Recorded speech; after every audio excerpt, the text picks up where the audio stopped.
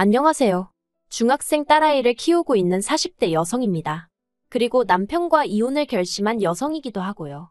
남편과 이혼을 결심한 이유는 앞으로 차차 설명하겠지만 남편은 제가 돈에 환장해서 그런 거라는데 아니거든요.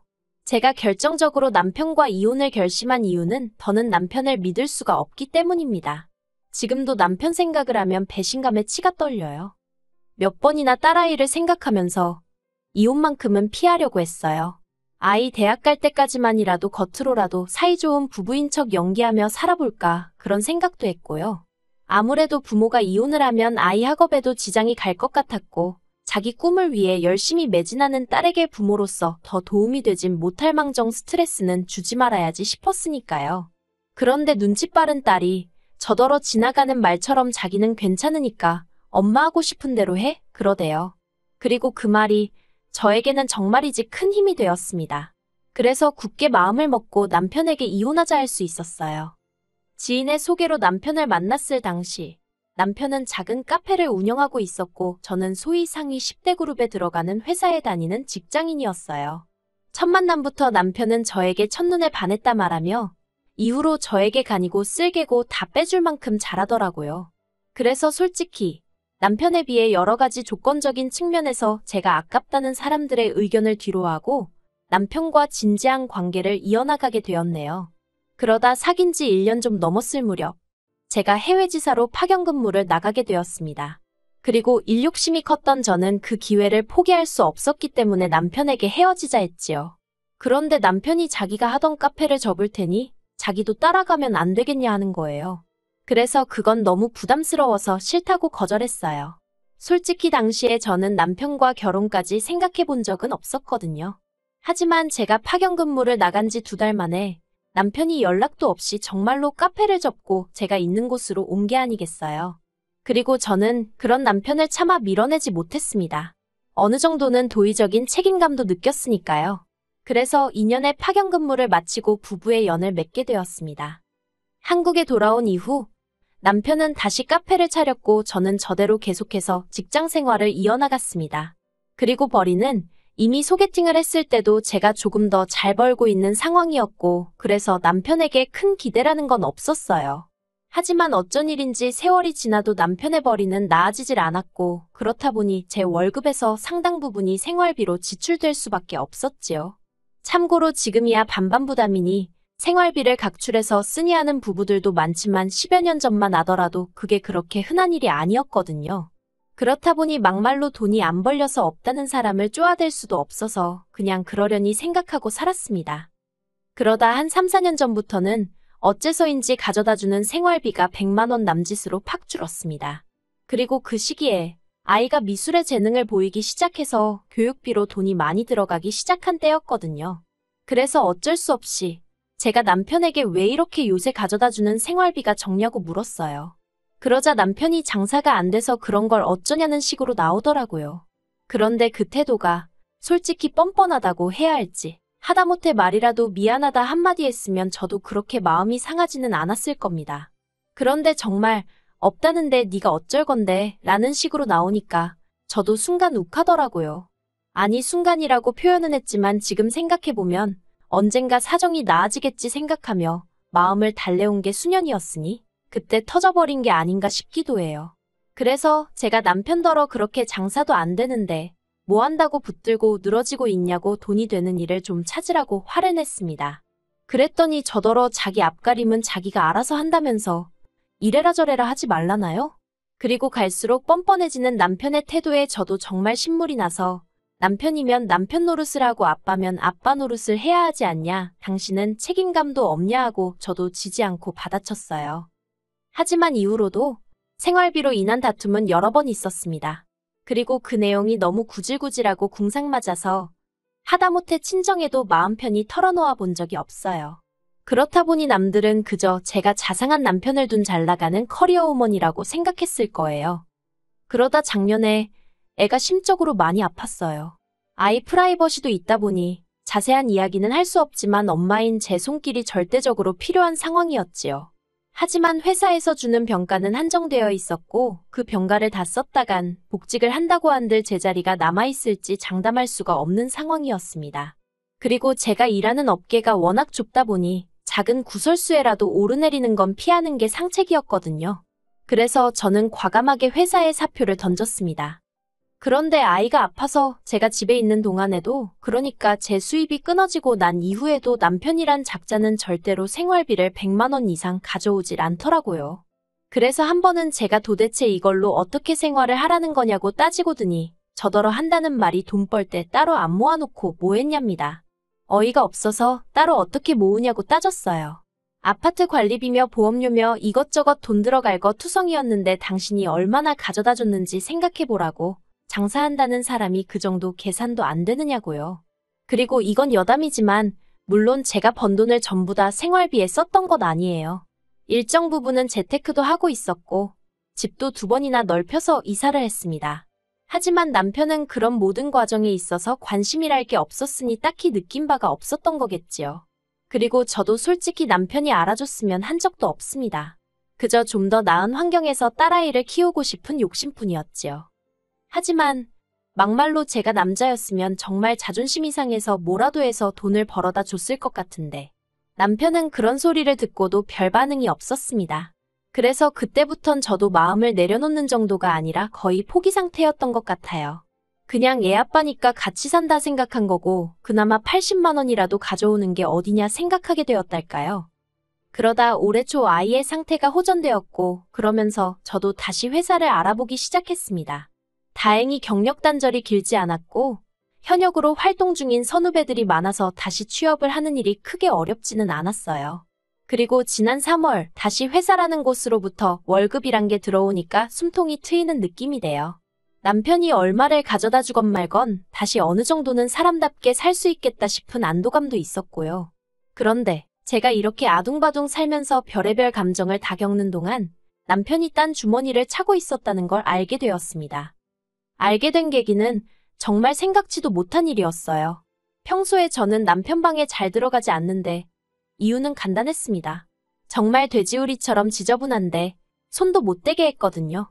거기에 카페에 관련된 세금 서류부터 시작해서 5만 가지가 자기만 아는 위치에 있다면서 어쩌다 청소라도 한번 해주려고 하면 아주 발광을 해댔으니까요. 그런데 엊그제는 제가 급하게 컴퓨터를 써야 하는 상황이었는데 제 컴퓨터가 먹통이 돼서 도통되지를 않는 거예요. 그래서 어쩔 수 없이 남편 모르게 살짝 쓰면 되겠지 하고 남편 방에 들어갔어요. 남편은 마침 샤워 중이었거든요. 그런데 컴퓨터 화면을 딱 켜니까 은행에서 뭘 확인했었는지 그대로 창이 열려 있더라고요. 그리고 거기엔 생각지도 못한 금액의 잔고가 적혀 있었습니다. 저는 처음에 제가 헛걸봤나 잘못 읽었나 싶어서 몇 번이나 자릿수를 세봤어요. 왜냐하면 잔고가 3천만 원이 넘었으니까요. 그리고 더 어이가 없었던 건 송금 기록이었습니다. 매달 저에게 생활비라고 100만 원이니 80만 원이니 보낼 때 똑같은 액수를 시댁에도 보내고 있었더군요. 시부모님도 그러시겠지만 저도 시부모님을 생각하면 할 말이 아주 많습니다. 당연히 좋은 이야기는 아니고요. 어디서부터 어떻게 이야기해야 할까 싶지만 결혼 초부터 그랬던 것은 아니고 아이가 태어나면서 갈등의 골이 깊어졌어요. 결혼하자마자 아이를 낳게 된 건 사실 시부모님의 영향이 컸거든요. 이륙심이 많아서 아이는 어느 정도 자리를 잡고 낳고 싶었던 저에게 시부모님께선 저나 남편이나 나이가 젊은 것도 아니니 아이 건강을 생각해서라도 무조건 하루라도 빨리 낳으라며 얼마나 성하셨는지 몰라요. 그리고 아이를 낳기만 하면 키우는 건 도맡아 도와주시겠단 말씀도 몇 번이나 하셨고요. 그런데 막상 아이를 갖고 나니, 아니 아이의 성별을 말씀드리고 나니 태도를 싹 바꾸셨습니다. 당신들도 건강이 좋지 않으니 아이는 친정에 맡기던지 아니면 저더러 회사를 관두고 보라고요. 그리고 그제서야 시부모님이 그토록 기다리던 손주는 손자에 한정된 것임을 알게 되었고 이후로 저는 친정어머니의 손을 빌려야만 했습니다. 하지만 이게 다가 아니었습니다. 친정어머니가 아이를 봐주셨으니 제가 매달 일정 금액의 돈을 보내드렸는데 이걸 남편이 시어머니한테 말씀을 드렸더라고요. 그러자 시어머니께서 어떻게 부모를 두고 차별을 하느냐며 저를 불러 정말 눈물 콧물 쏙 빠지게 화를 내시대요. 그리고 이 무렵 이미 남편이 가져다주는 생활비가 제 월급의 반도 안 될 때였어요. 그래서 저도 억울한 마음에 하소연을 했는데 시부모님이 한마디로 그건 네 사정이지 내 알 바가 아니라는 식으로 나오시는 거예요. 그러니 저라고 어떻게 좋은 마음으로 시부모님을 대할 수 있었겠어요. 게다가 그런 과정 속에서 남편은 단 한 번도 제대로 어떤 역할이란 걸 한 적이 없어요. 딱히 시부모님 편을 들지도 않았지만 제 입장을 대변한 적도 없었지요. 그리고 그래도 저는 그나마도 중간이나 지키고 있으니 다행이라고 생각했는데 알고 보니 자기가 번 돈에서 반도 안 되는 금액을 저한테 생활비랍시고 주고 나머지로는 지 하고 싶은 거 하고 시댁에 좋은 아들 노릇하고 그러고 살았더라고요.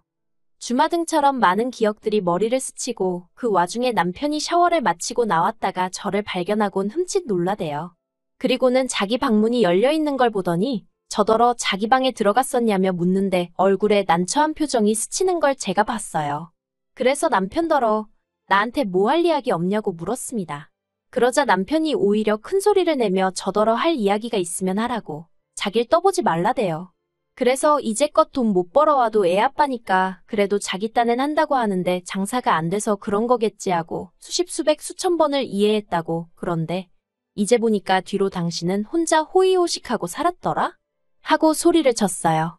그러자 남편이 처음엔 그럴 의도가 아니었답니다. 그냥 비상금 정도로 생각하고 모았던 건데 액수가 커지니까 욕심도 나고 그리고 자기가 생활비를 조금밖에 안 줘도 우리 먹고 사는 데는 아무 지장이 없지 않았냐며 그래서 별로 문제라고 생각을 안 했다는 거예요. 그래서 제가 애 아파서 나 일 쉬는 동안 내가 돈 때문에 얼마나 스트레스 받는지 알지 않았냐. 애 상담 한번 갔다 오면 10얼마씩 까먹는 것도 알지 않았냐. 그런데도 당신 나한테 생활비랍시고 겨우 돈 100만 원도 안 되는 돈 갖다 준 거 말고 단돈 10원이라도 더 주려고 해본 적 있냐. 정말 그간 가슴에 맺혀있던 말들을 미친 듯이 쏟아냈습니다.